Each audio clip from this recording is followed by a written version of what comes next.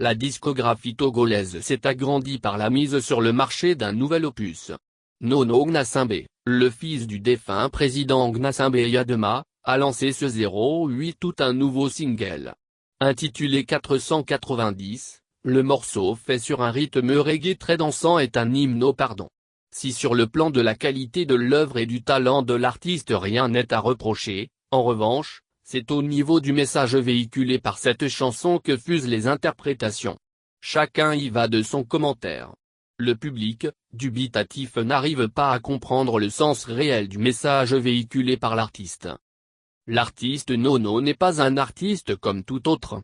Ce n'est pas parce qu'il décidait de faire abstraction de son patronyme qu'on le lui occultera.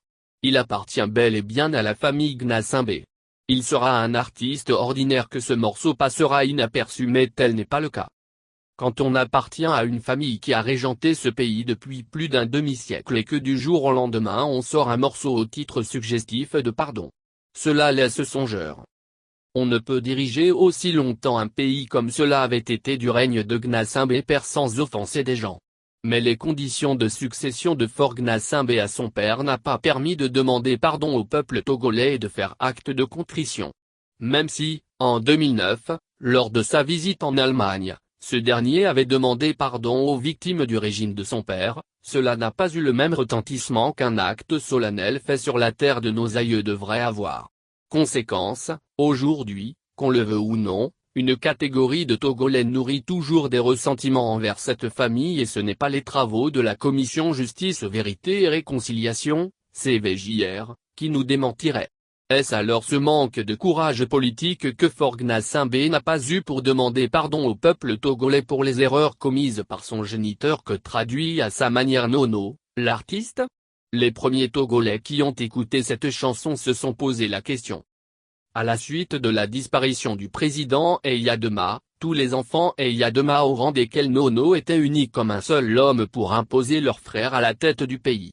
Les élections qui ont suivi cette dévolution monarchique du pouvoir ont été émaillées de violences qui ont fait plus d'une centaine de morts selon les commissions d'enquête.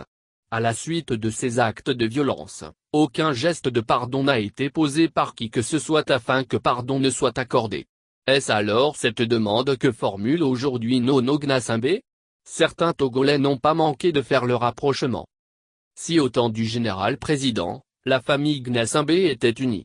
Il ne fait l'ombre d'aucun doute qu'aujourd'hui, à l'instar du pays, elle est divisée. La famille présidentielle vit un drame qu'on ne pouvait imaginer du temps du timonier. Les frères qui, jusqu'hier, étaient soudés pour imposer Fort Gnassingbé au pouvoir sont devenus aujourd'hui des ennemis. Même Kpacha Gnassingbé qu'on surnommait à l'époque vice-président de la République se retrouve derrière les barreaux. C'est dire que la fracture filiale est béante. La famille est divisée en deux. Le pardon dont parle l'artiste Nono est-ce une allusion à ce drame que vit sa propre famille? Est-ce qu'il plaide pour le pardon et la réconciliation entre les enfants d'Eyadema?